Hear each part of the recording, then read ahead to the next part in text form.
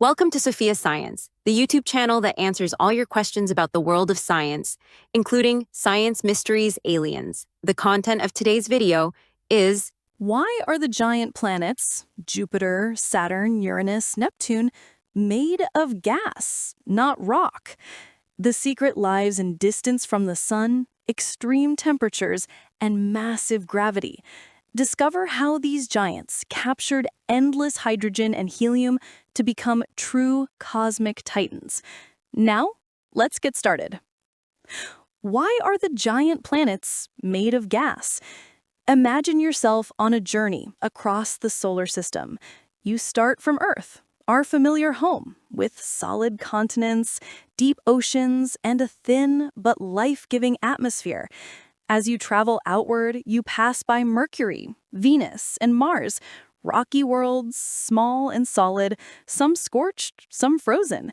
But then, further into the dark reaches of space, something extraordinary looms ahead. Enormous planets, so large they dwarf the Earth. Jupiter, Saturn, Uranus, Neptune. Colossal spheres swirling with clouds, painted in bands and storms. And the strangest thing? They don't have solid ground at all. These worlds are made almost entirely of gas. But why? Why did the giants of our solar system end up as vast gas balls, while Earth and its neighbors became solid, rocky planets? To understand, we must travel back 4.6 billion years to the birth of the solar system. Back then, everything we see today, the sun, the planets, even Earth, was just a giant cloud of gas and dust, filled mostly with hydrogen and helium, the lightest elements in the universe.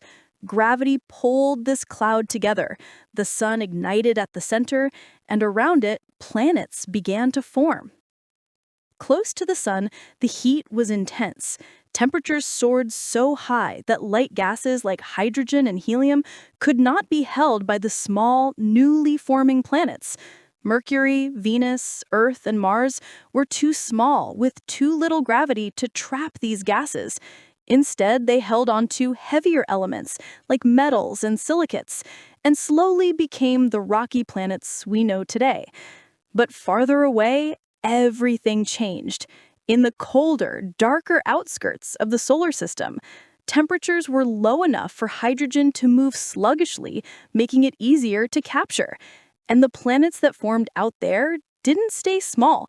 They grew massive, pulling in enormous amounts of gas from the original solar nebula.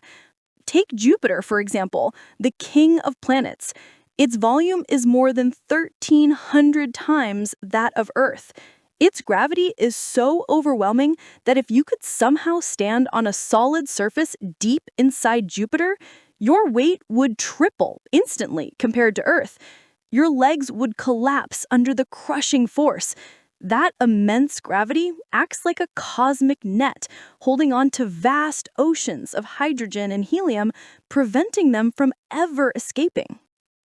Saturn with its iconic rings, Uranus with its strange blue-green hue, and Neptune with its deep sapphire storms all followed the same path.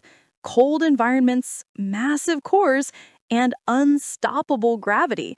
Together, these forces turn them into the gas giants of our solar system. From a distance, they are breathtaking, giant lanterns glowing in the dark, each with its own unique color and atmosphere.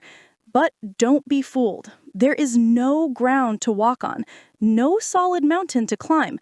The deeper you descend into their thick atmospheres, the greater the pressure becomes, until eventually everything is crushed under unimaginable force. And that is why the outer planets are giants of gas, while the inner planets are worlds of rock. Their destiny was written billions of years ago by distance, temperature, and gravity. Now, here's a thought to leave you with. What if Earth had formed just a little farther from the sun or had grown much larger in mass? Could our planet have ended up just another gas giant without land, without oceans, without life? Welcome to Sophia Science, the YouTube channel that answers all your questions about the world of science, including science mysteries, aliens.